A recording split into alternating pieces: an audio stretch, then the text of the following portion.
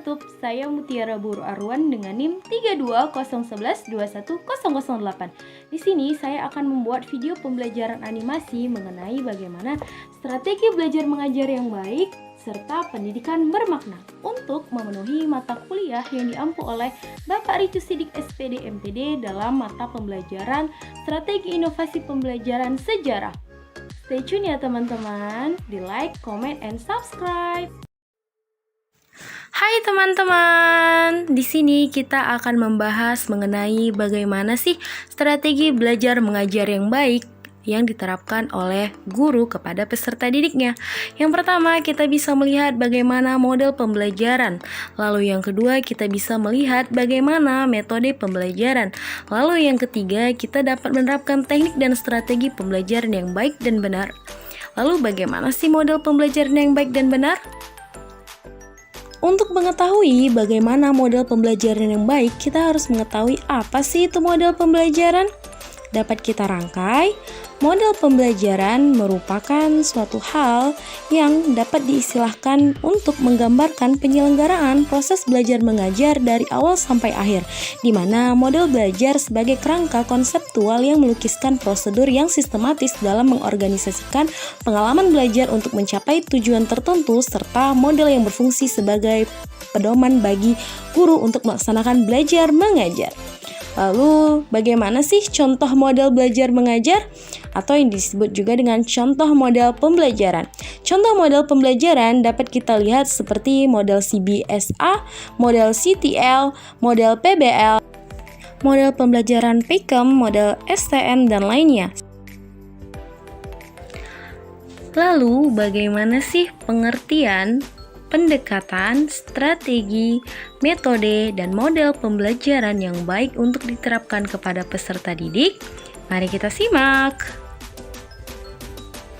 Jadi, di dalam pembelajaran dapat kita rangkai sebuah model pembelajaran untuk peserta didik kita.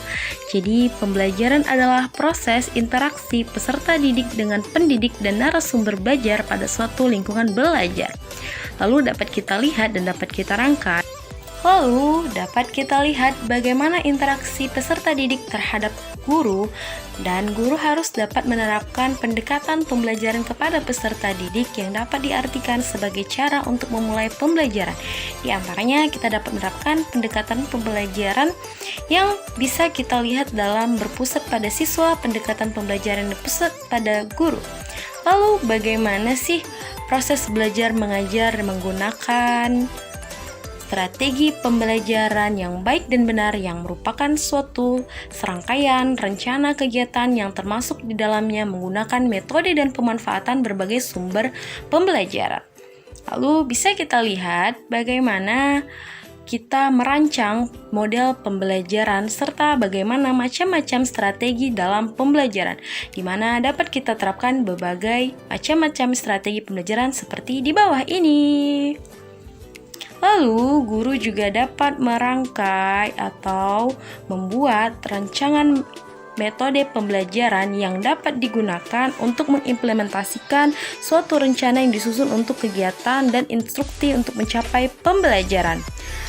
Lalu, bisa kita lihat juga bagaimana guru dapat menyampaikan model pembelajaran yang dapat diartikan sebagai suatu rencana ataupun pola yang dapat digunakan untuk membantu dan mengembangkan kurikulum pembelajaran. Lalu, dapat dirangkai seperti adanya model-model pembelajaran yang dapat diterapkan seperti model-model di bawah ini.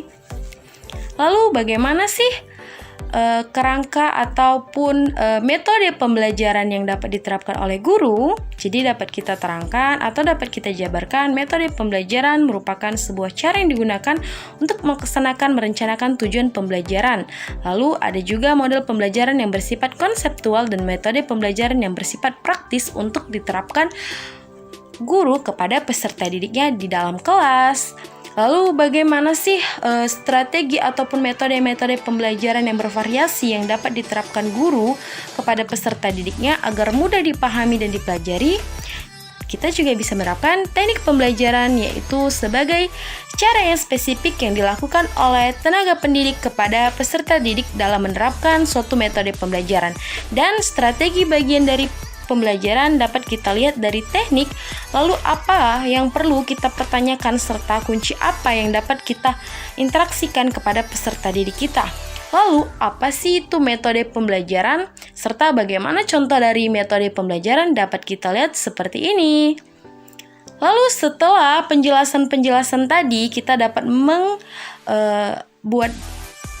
artian bagaimana metode, strategi, teknik, dan model pembelajaran dapat dijabarkan dan diaplikasikan kepada peserta didik untuk mencapai suatu proses belajar mengajar yang baik dan tepat.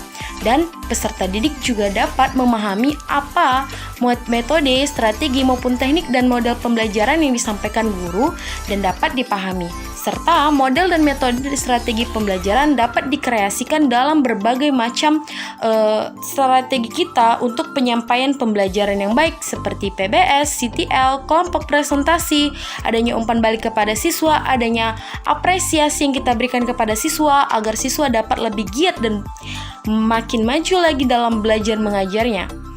Dan kita juga dapat meminta dukungan dalam proses belajar mengajar kepada orang tua untuk mencapai pendidikan. Setelah kita memahami strategi belajar yang baik dan benar, maka kita dapat mengulas bagaimana pendidikan yang bermakna serta bagaimana pentingnya pendidikan bagi masa depan. Jadi apa sih yang kita ketahui tentang pendidikan yang bermakna? Tanpa pendidikan, masa depan akan suram. Lalu bagaimana proses pendidikan adalah persiapan manusia untuk dapat hidup layak di masa depan.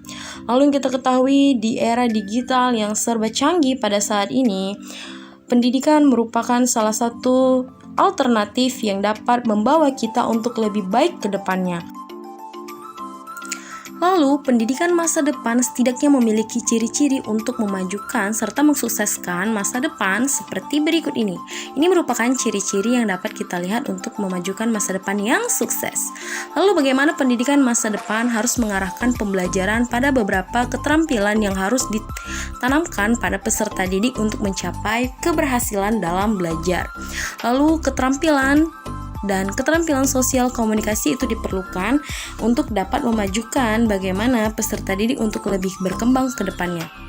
Dengan hal yang demikian, pendidikan akan membawa kita menuju sebuah kesuksesan dan ke tempat yang jauh menuju sebuah pencapaian yang lebih baik ke depannya. Karena kunci dari kesuksesan merupakan belajar.